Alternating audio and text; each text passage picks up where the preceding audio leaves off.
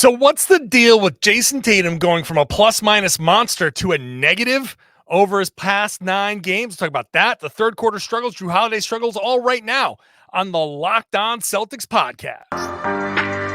Be ever ready. Recognize the city of champs. Boston, baby, we do what you can't. Locked on number 18, Tatum and Brown, J-team, step back. We gon' wet that and slay teams. Of course the Celtics, who else could it be? Screaming like KG with the Larry O.B. Karalis above average, assessing the team status. Best daily pod, no cap, salary matching. Clutch like Bird the DJ, Heat John on replay. Prime time, dapping up the truth on the sideline. Raining J's, how it started, raising banners, how we finished. Locked on Celtics pod, home of the winners. B. Hey there, welcome back to the Locked On Celtics podcast right here on the Locked On Podcast Network, where it's your team every day, and I got you every day with a free, fresh podcast that's dropped directly to your device, so make sure you're subscribed. You can watch the show on YouTube. Head into the comments there. Let me know what you think about the show, the stuff I say, agree or disagree. Plenty of both going on in the comments. I'm John Karalis. I played a long time ago. Now I'm covering the Celtics for Boston Sports Journal and for you. And today we're talking about struggles after last night's, or was it Tuesday night's, Monday night's loss to the Pacers in the in-season tournament game. Some of that stuff was on display. Jayson Tatum was a negative. The Celtics came out in the third quarter and sucked for a good portion of it. Jrue Holiday was a nothing in the second half, especially in the fourth quarter. So let's talk about all of that stuff. And we're going to do it with Tom Westerholm. Hey, Tom. Hey. Today's show is brought to you by Gametime. Download the Gametime app, create an account, use the code LOCKEDONNBA for $20 off your first purchase of last-minute tickets. Aren't you excited that I just told you that? I can't barely handle it. I know. I can see it from the stoic look on your face. Yeah. So how you been? Good, man. You know, and yourself? I'm great. Enjoying the in-season tournament? Enjoying it, man. It was, I mean, it's actually fun. It is actually. It's a good time. It's I really do hate to hand it to Adam Silver. Like, it feels like I'm, you know what I mean? It feels like I'm just like, yes, sir, Mr. Officer, sir, when I'm like, when I'm praising Adam Silver, but it's like, it is what it is, man. You got a good one, man. Good job. You did it. A lot of people questioned it, and I know there's a lot of holdouts. There's a lot of people holding out, and they're like, you're just falling in line, man. You're just bowing to the power structure, man. Like, no, it was actually. Why are you telling people what I texted you? I'm sorry. And I think I nailed your voice, to be honest. I think so. I think it was right there with your inflection, man. Yeah. Basically, everybody who says like is basically 70 stoner stereotype. Right. But yeah, man, it works. It's working, and it's only the first try, so they'll fix the courts. They needed the courts to be crazy so people can pay attention. They needed this stuff. I think it'll be better next year, and then we'll get used to it, and then it'll just become a thing. It'll just become part of the plan. I don't think it's disruptive to the regular season very much. It is what it is. So, I mean, I do think it's disruptive to the regular season, and I think that's a good thing. I think the regular season is very long, and the NBA really did not like the allegation that it doesn't start until Christmas, and now it does. Like now it's interesting before Christmas, and well, I would venture to guess that the TV networks didn't like the idea. Right. That it wasn't exciting before Christmas, especially TV networks that might buy into this massive new deal. And if you're an executive at, I don't know, Amazon or Apple TV, and you're looking at this and going, what do you think? What do you think? Maybe this in-season tournament might not be so bad.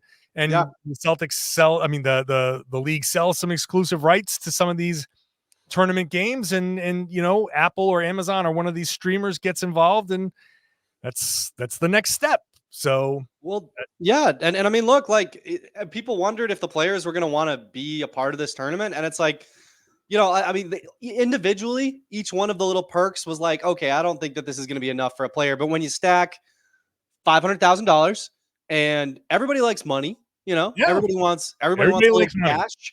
When you stack, these guys got to where they are by being hyper competitive freaks of competitiveness. and they're told like, hey, there's a trophy at the end of this and some money, and they're like, oh, okay, Yeah.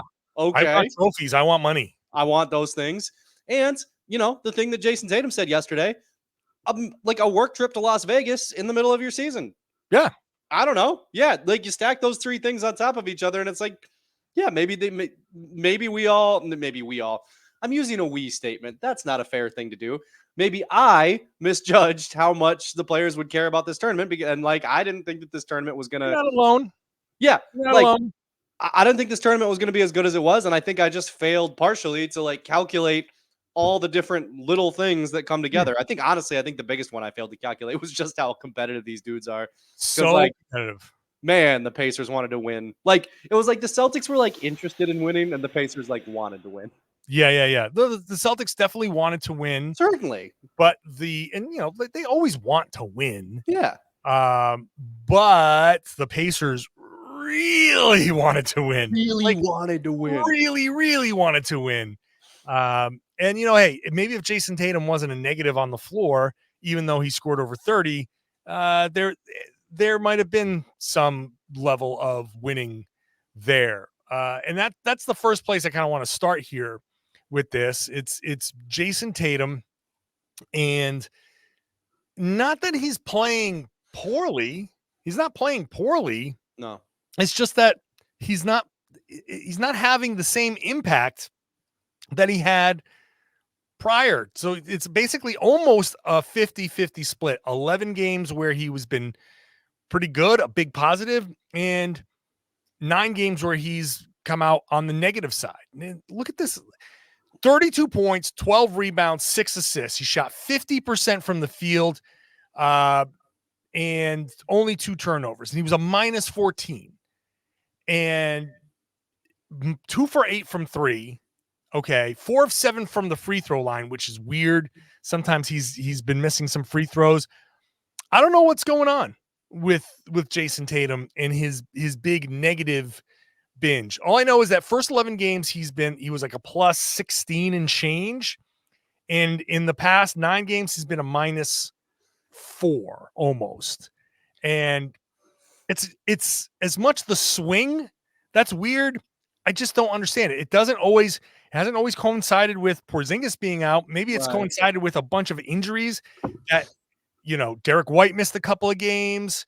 Holiday missed a couple of games. Maybe it's just a coincidence in those 9 games that the Celtics haven't entirely been whole, regardless of who it's been. But the only thing I can think of, because I went through the stats, everything seems to kind of fall in line, except his 3-point shooting is down. It was almost 40%. Now it's 30%. So it's down about 10 points. And his turnovers are up 4.1 over the last 9 versus 2.7 over the first 11. So you turn the ball over, you're not hitting as many shots. I guess that's enough to lead to being a negative on the floor. But I can't think of anything else, because all the other numbers kind of still feel like they fall in line with the entire season. I mean, I think there's one big thing with the 3-point shooting that kind of stands out is if you look at just kind of off the dribble versus catch and shoot. Yeah. He's at 40, like, and this is for the season. I didn't break this out to like, his plus and minus, plus minus God, plus minus opposite of that.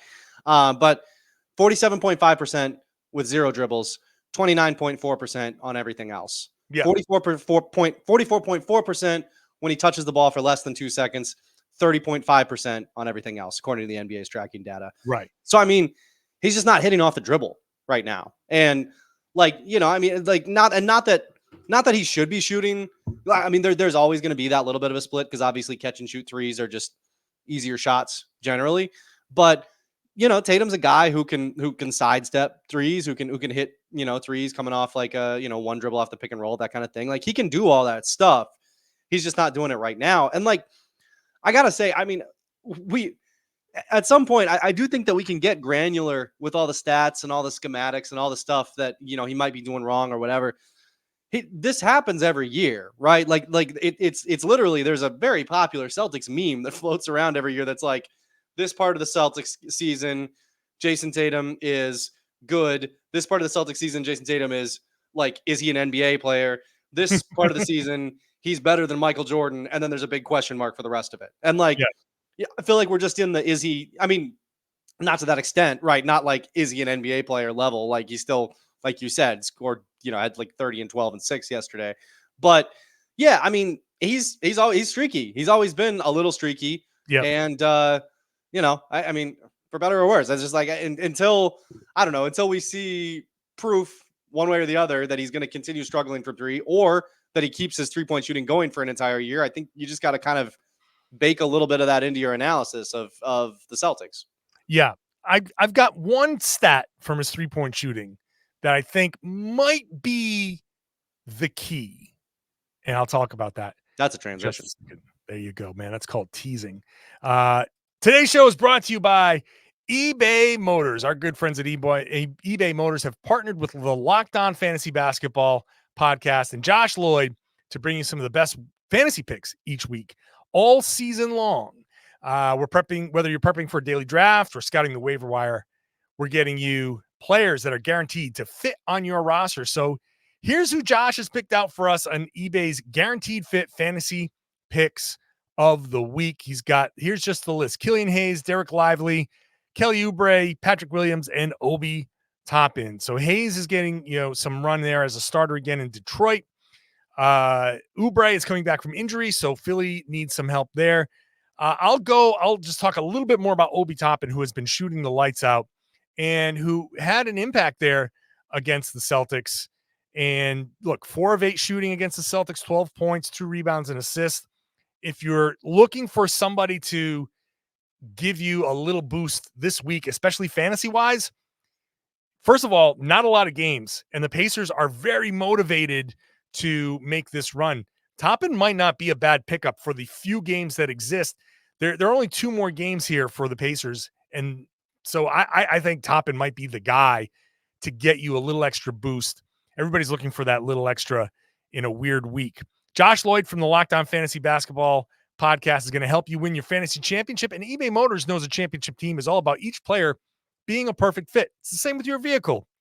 You know that your ride or die, that car that you can't quit, you need to make sure it's running right. And they've got over 122 million parts for your special vehicle. And you can make sure your ride stays running smoothly. Brake kits, LED headlights, roof rack bumpers, whatever your baby needs, eBay Motors has it. And with eBay's Guaranteed Fit, it's guaranteed to fit your ride the first time, every time, or your money back. Plus, at these prices, you're burning rubber, not cash. Keep your ride or die alive at ebaymotors.com. eBay Guaranteed Fit is only available to U.S. customers. Eligible items only. Exclusions apply.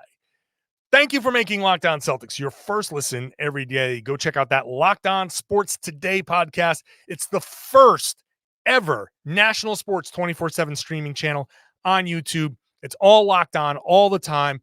Our big national shows, the big stories covered on our podcasts. Every once in a while, Locked On Celtics will pop on there. So go check it out. Subscribe, put it on, leave it on in the background. Just watch it all day long. It's a great way to kind of get caught up on the league as a whole. Let's get back to the conversation here. Tom, here's my stat from 3. Here's the one crazy stat that doctors don't want you to know about. This is going from podcast to Instagram story ad. No. Okay. In the first 11 games, this is not like major stat, but I think it's indicative of something. In his first 11 games, Jayson Tatum was 6 of 10 on corner 3-pointers. In his last 9, he's 0 for 5. Okay. Is it big enough numbers to swing things? Actually, it's small sample size, right? 11 games, 9 games. One good game can throw, or one bad game throws all these numbers off. But it's not necessarily like, okay, yeah, he was 6 of 10 from corner threes. You add those 6 to the total, that kind of helps boost him to that 40% 3-point shooting that he had in the first 11 games. Being 0 for 5, yeah, that does help drag him down to that 30%. It's the fact that he's gotten 10 in that first 11 and 5 in the last 9. That tells me the overall ball movement and player movement is not necessarily where it needs to be. That he's not, and the corner threes that he takes are probably very often sidestep type of corner threes where he's kind of like above the break, but then he takes a little sidestep and it qualifies as a corner three. The stats that you gave earlier about the touch time and the dribble time tell you that those are contested shots. When you dribble more, someone's guarding you. When you hold it more, somebody's guarding you. So those are tough shots. Tatum's a tough shot maker, but getting him these easier looks. And now I don't know when in the game he got these corner threes, but any type of corner three is generally an easier look because there's some ball movement involved.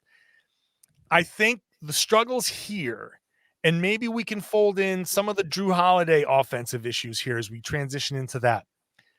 Ball movement, player movement, the type, the style of basketball that is necessary for the Celtics to play for an entire 48 minutes. I think they get away from that a little too much, and we're seeing a little too much tough shot taking versus working the ball around and trying to get the better shots. And I think if you work the ball a little bit more, you're going to find a slight uptick again in the corner three-pointers, and some of those start to fall, and some of this starts to kind of stabilize.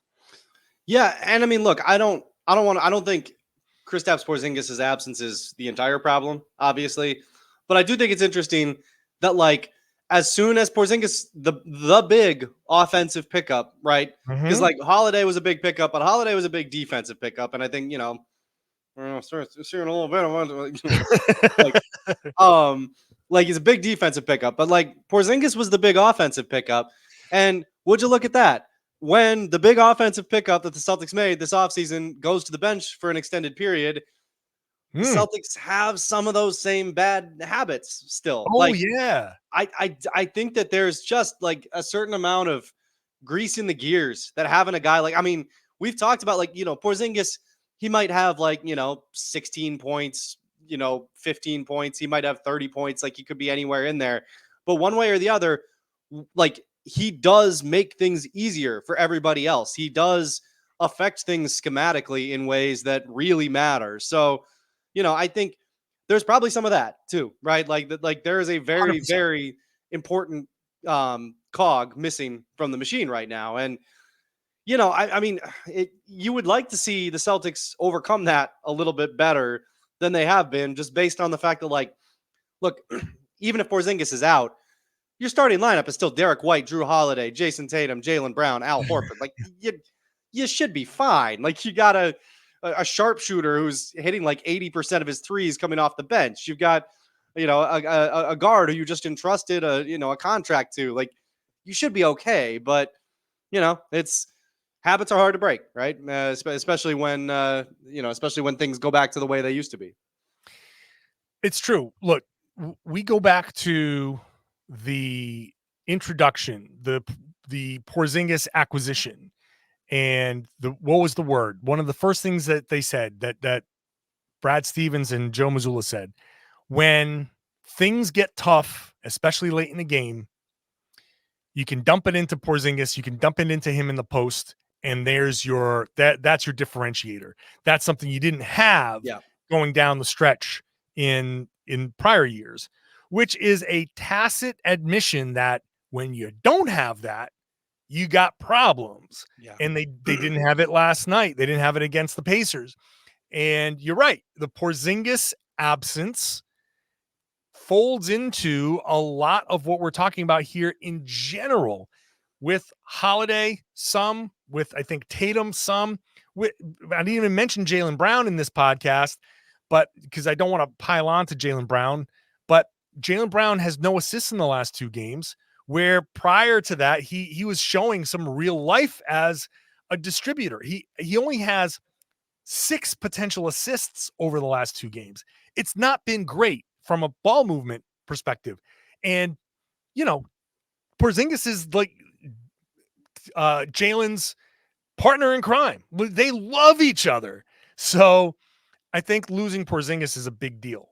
And I just did a radio hit before I started recording this podcast, and I was asked, is this something that they can overcome, or do they just really need him? And the more I think about it, the more I'm like, man, the way they've built this team, they really, really need Porzingis, because he does make everybody better. And I don't know if it's like the Holiday impact is going to be interesting because they haven't played off of each other a ton, but I think just Porzingis is the rising tide that lifts all boats. Yeah. Sorry, my son tried to enter the podcasting studio, so I got briefly distracted. But yes, no, I think he okay. Let's get Rafi in here and get his take on his take on things. Which Jrue Holiday is his guy, number 4. He really likes him. Well, I tell you what, let's gather your thoughts about Holiday, and let's get Rafi's thoughts on this while I tell people about Gametime, which is the best way to get yourself some last minute tickets.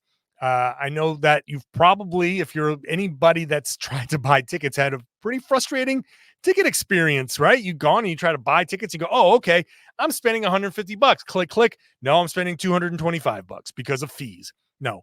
What Gametime does is they roll all the fees, everything. You just know what you're paying, right? We all know we got to pay fees. Gametime shows you the price with all the fees. You know what you're paying. So when you go to check out, you're not surprised. They show you views from your seat. So you know what you're going to see when you get there. So you're not surprised. You'll be like, oh my God, this is not what I was expecting. Easy to find and buy tickets for every kind of event, not just sports. Maybe you're using Gametime to get that Friday regular season game that we didn't expect against either the Knicks or the Bucks. Maybe you're using it for that. You can use it for anything. And they've got deals right up to the start of the event. Flash deals, zone deals that you pick the section and Gametime picks the seats. You can save an average of 18% there. And the Gametime guarantee means you always get the best price. If you find tickets in the same row section for less, they credit you 110% of the difference. So go ahead, take the guesswork out of buying tickets with Gametime. Download the Gametime app. Use the code LOCKEDONNBA for $20 off your first purchase. Terms apply. Again, create an account, redeem the code LOCKEDONNBA, LOCKED on NBA for $20 off. Download Gametime today. Last minute tickets, lowest price, guaranteed. Thank you for making Locked On Celtics your first listen every day. Go check out the Locked On NBA podcast. When I'm done with this show, I will pop on 2, I hope, entertaining in-season tournament games, and then I will join Jake Madison to talk about those 2 in-season games and whether the NBA got exactly what it wanted there. So make sure you're checking out the Locked On NBA podcast after you're done with this show. Tom Westerholm, Jrue Holiday. Yes. Okay. So let's take it again. Blah, blah, blah, blah, blah. Jrue Holiday. Tom, what's your reaction? Yeah. I mean, I think one of the things that you run into with Holiday, right, is just like this, like before on that Bucks team, he was crucial, right, to everything. And I think that you do see like a certain amount of it's very difficult to coalesce with this much offensive talent. Like you have to work yourself in a little bit. You have to, you have to play a certain type of way when you've got this type of talent around you, and very different talent too, right? Like in Milwaukee.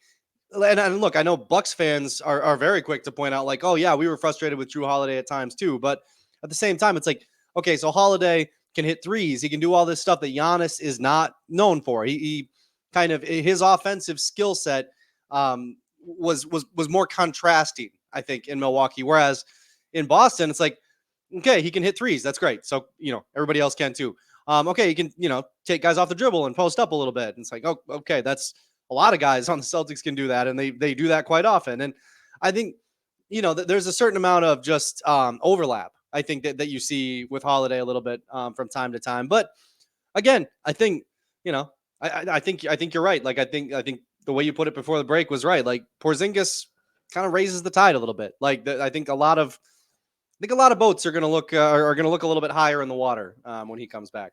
Here's a big difference from Holiday from last year. In Milwaukee last season, he took 3.5 shots per game in the restricted area and shot 68.3%. This season, he's taking 2.8, so a little bit of a slide, and 56%. So that is a drop of, what did I say before? So it's 12. It's 12%. A 12% drop at the restricted area. That's a significant drop. And that right there, I think says a lot, because the 3-pointers, I think, are fine. He's shooting 37%. But last year, let me just go above the break threes. Last season, he shot, there's so many names here, 38% on above the break threes. This is the other point. 38% last year and above the break threes. This year, less than 33. 5% drop there in his 3-point shooting from above the break threes, which he's getting a ton of here. So I think that's the other thing. He's not in the corners. He's above the break. And that is that's something that he has to deal with. But he shot 5 above the break threes last year and he still hit them. So he's not hitting shots that he hit last year on either end.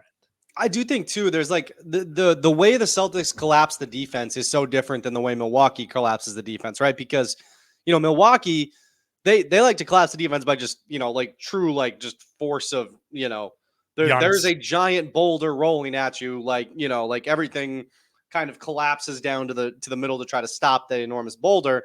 And then it's just like spray it out to the corner, guy shoots a 3, right? The Celtics, I mean, they like to do that, like take 2 dribbles into the paint and then kick it 1 pass away kind of thing, trying to like, and then just keep doing that. And then somebody drives and then, there's a kick out and then the ball swings around again. And it's just, there's a little bit more happening. And that's not a knock on Milwaukee or Giannis. It's just like a stylistic difference, right? It's just looks a little different. Right. And I think that probably takes some adjustment too, right? Like you're like, with Giannis, it's like, I mean, how many possessions a game are just that in Milwaukee? In Boston, I don't know, things, the talent that's on the floor, things move around a little bit more. Players move around a little bit more. Players relocate differently. I think all of those things probably play in as well. I think all of those things definitely, yeah, for sure. And it's the late arrival, everything just showing up and being like, okay, this is your team now. Okay, go. Yeah. That's why I haven't really put too much into the Holiday kind of struggles. But when I have so much more sympathy for him on that front than I do on the house finding front, for the record. Yeah. But look, this is when he has the type of game that he had against the Pacers, you can't help but be like, okay, what's Holiday doing? Like, he's too good to be giving you all zeros across the board in the fourth quarter of, manufactured importance or not, a game that a lot of people wanted to win. And, hey, I don't care if it's December or whenever, when the other team wants to win the game that badly, you should be like, oh, damn, no, you don't. I want to win this game as badly as you do now.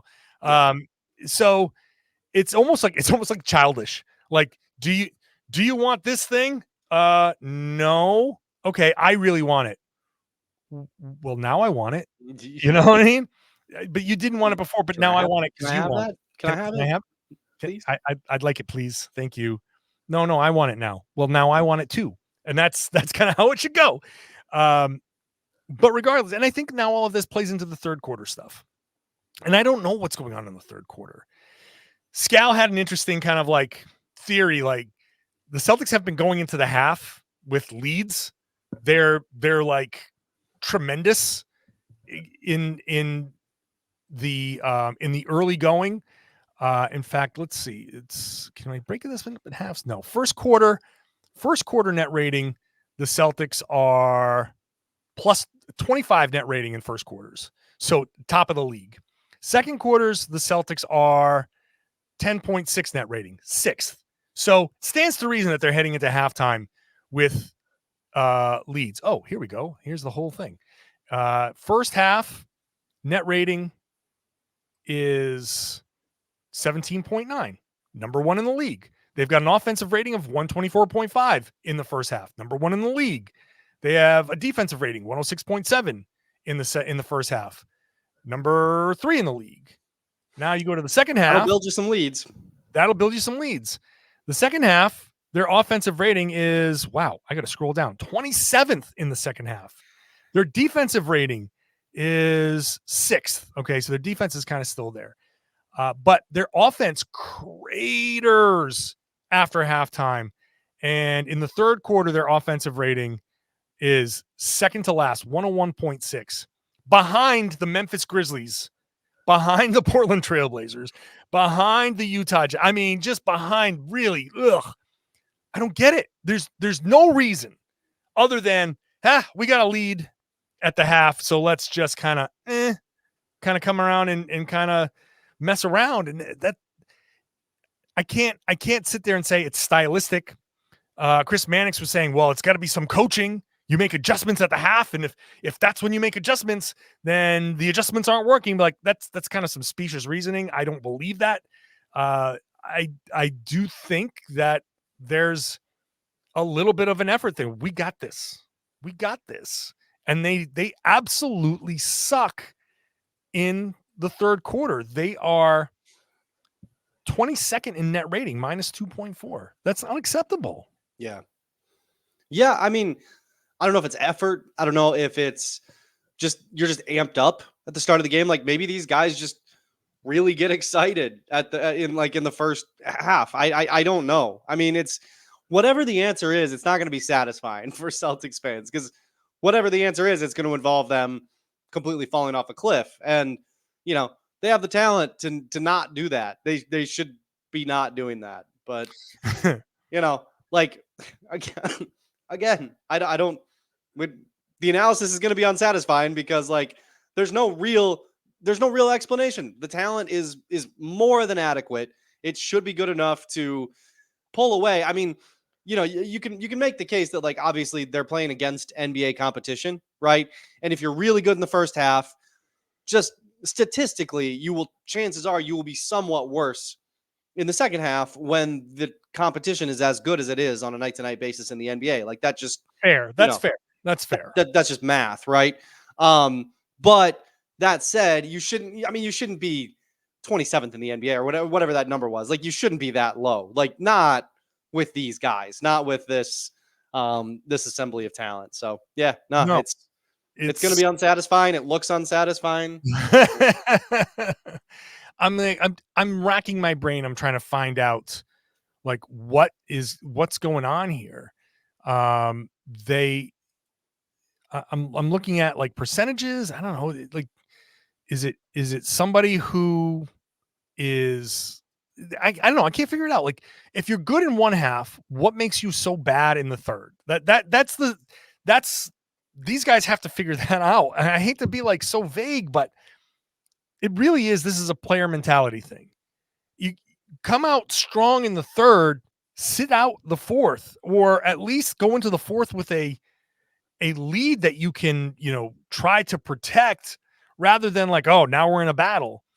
I feel at the beginning of the year, they did do that. And now they've kind of taken a step back, and it's kind of goes along with they've taken a step back with Tatum. They've taken a step back with, some other stuff. I don't know if the Celtics are just are they bored? Are they bored with the regular season and just be we've done enough and we're going to pull back? Track because they weren't bored yesterday, No, they weren't. They were trying yesterday. I mean, I joked that the Celtics were interested in winning and the Pacers really wanted to win, but the Celtics wanted to win enough to win that game. They just, weren't good enough in the second half. They and that I keep coming back to Porzingis. I honestly keep just coming back to that. Is because look, record wise, right? The Celtics are 15-5. They have a fantastic record. They've only lost a few games. So I keep coming back to hey, when Porzingis comes back, at that point, you're back to bringing in Al Horford off the bench. You're back to having all your rotations the way that Joe Mazzulla wanted them to be. I don't know. It's very weird. It's weird that they're bottoming out the way they are, and they still shouldn't. They still should be more than good enough to do it. But I don't know. I'll be curious to see what happens when Porzingis comes back, because I think to your point on the radio, turns out he's very good. Important. Yeah. I think the big takeaway here is no one knows what the hell's going on in the third quarter. No one knows. Yeah. No one knows. It's up in these guys' heads. All right. Well, another show where we end with I don't know what I'm talking about. So solid Locked On Celtics podcast as always. Yeah. Shout out to the Knocked Loose fan who tweeted at me and said he likes Knocked Loose. Oh, there you go. Yeah. Yeah. Knocked Loose. Apparently that's a musical. I just wanted to shout him out. Yeah, I would like, you always say like people are done listening around the 34-minute mark anyway. So I've, figured. Sure. So the one person who's still listening. Hey, listen to the Spotify Wraps last time we talked about it. So there you go. There you go. Just wanted to shout him out. So, all right. Shout out to you, buddy, for liking Tom's, crazy music. Yeah. Tom, appreciate you as always, buddy. Appreciate you, man.